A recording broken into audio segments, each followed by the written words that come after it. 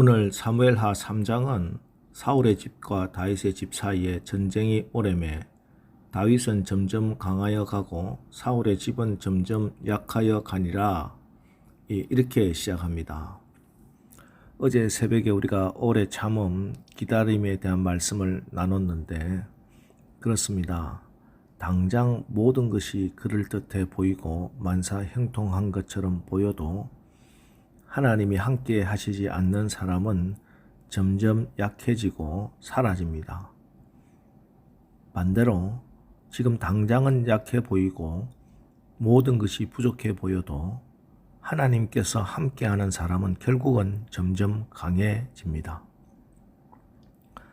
다윗의 집은 점점 강해져 갔고 사울의 집은 점점 약해졌습니다. 오늘 본문은 이렇게 하나님이 함께 하시는 다윗의 집이 점점 강해지는 모습을 먼저 자손의 번성함을 증거로 제시합니다. 다윗이 헤브론에서 통치하던 7년 반 동안 낳은 6 아들의 명단과 여러 첩들의 이름을 거명하고 있습니다. 이 본문을 가지고 다윗이 왕은 아내를 많이 두지 말라는 하나님의 율법을 어겼다느니 정욕을 이기지 못해서 경건한 가정을 세우는 데 실패했다고 해석하는 분들이 있는데 그것은 아닙니다.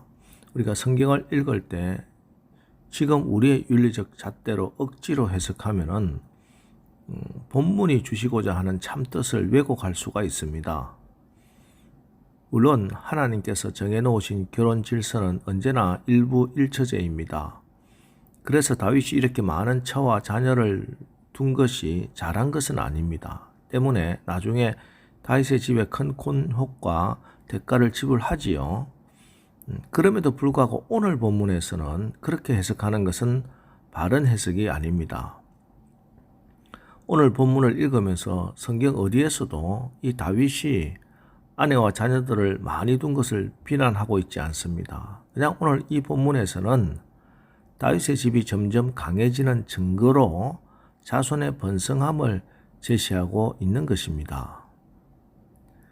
그래서 오늘 본문에서는 오히려 우리는 시편 127편 4절 5절에 젊은 자의 자식은 장사의 수중의 화살 같으니 이것이 그의 화살통에 가득한 자는 복되도다. 그들이 성문에서 그들의 원수와 담판할 때 수치를 당하지 아니하리로다. 이 말씀을 기억하는 것이 더 성경적입니다.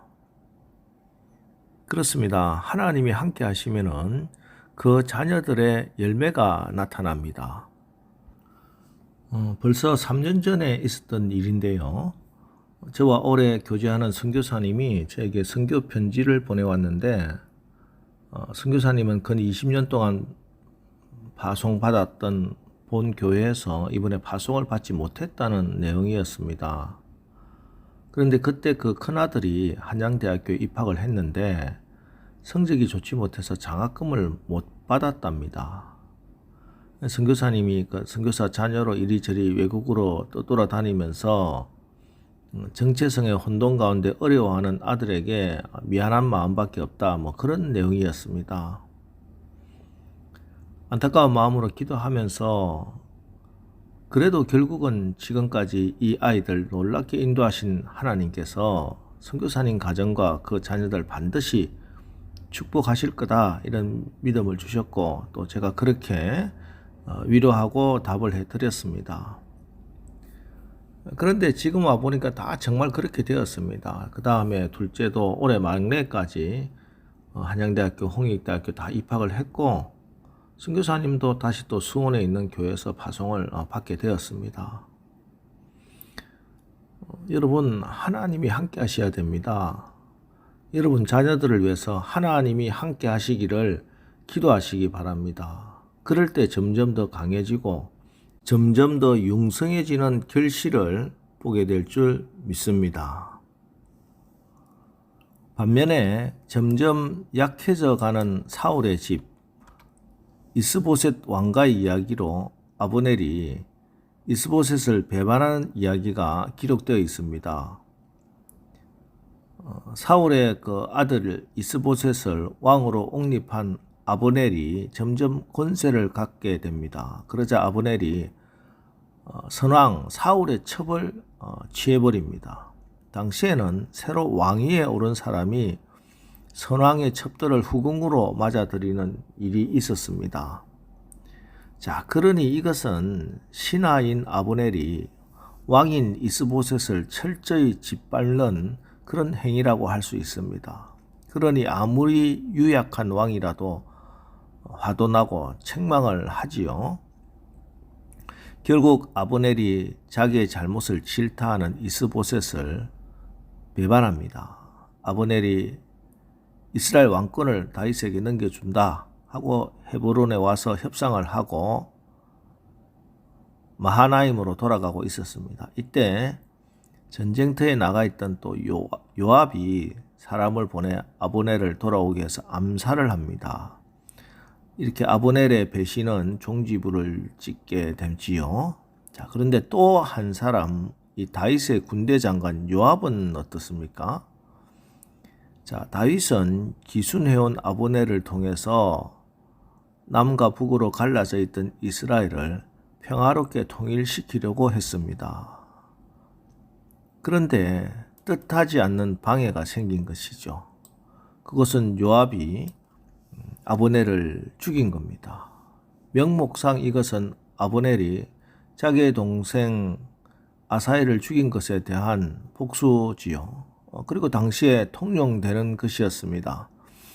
그러나 오늘 성경은 이 요압에 대해서는 엄중하게 말씀하고 있습니다. 39절 내가 기름 부음을 받은 왕이 되었으나 오늘 약하여서 수라의 아들인 이 사람들을 제어하기가 너무 어려우니 여호와는 악행한 자에게 그 악한 대로 갚으실지로다 하니라. 다윗이 이렇게 하나님 앞에서 고백을 하고 있습니다. 여기 수라의 아들은 요압을 이야기합니다. 하나님께서 요압의 살인에 대해서 정당성을 인정하지 않습니다. 왜냐하면 지금 요압이 아브넬을 살해한 곳이 헤브론입니다. 이 헤브론은 유다 지파의 도피성이에요. 만일 살인자가 도피성으로 피했을 때는 아무리 피해 보수자라 하더라도 반드시 합당한 재판을 거치도록 재판을 통해서 해결하도록 하나님이 정해 놓으셨습니다. 때문에 아무리 군대 장관이라 할지라도 요압이 헤브론 성 내에서 임의로 자기 동생의 복수를 할 수는 없습니다. 그러나 요압은 아브넬을 죽였고 그래서 평화롭게 통일왕국을 이룰 수 있던 기회를 엎어버렸습니다. 자, 이 아브넬과 요압의 공통점이 무엇입니까? 교만함입니다.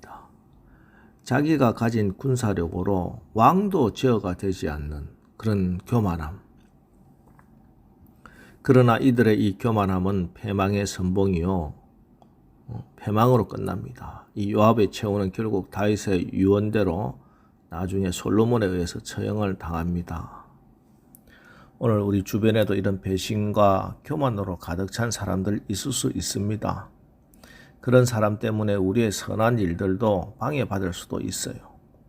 그런데 오늘 본문을 보면은 결국 이런 악한 일조차 하나님은 하나님의 지혜로 온 이스라엘의 마음을 다윗에게 돌리게 합니다. 36절 온 백성이 보고 기뻐하며 왕이 무슨 일을 하든지 무리가 다 기뻐하므로. 여러분, 힘든 상황일수록 의연하십시오. 위기를 만날 때마다 또 다른 기회가 됨을 믿으시기 바랍니다.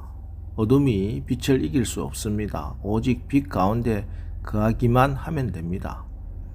오늘도 빛 대신 주님과 함께 임마누엘 하셔서 날마다 시간이 지날수록 점점 더 강해지고 흥왕하는 복된 여러분 가정, 여러분 사업장, 여러분의 자녀들 되시기를 주님의 이름으로 축원합니다.